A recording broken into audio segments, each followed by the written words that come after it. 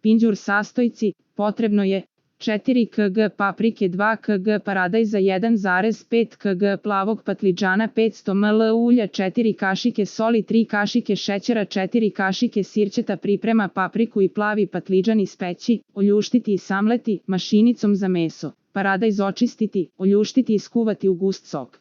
Zagrejati ulje, dodati papriku i pržiti je uz stalno mešanje oko 15 minuta. Dodati plavi patliđan i polako dodavati paradajz. Krčkati na niskoj temperaturi oko pola sata uz često mešanje. Dodati so, šećer i sirće i kuvati još 5 minuta.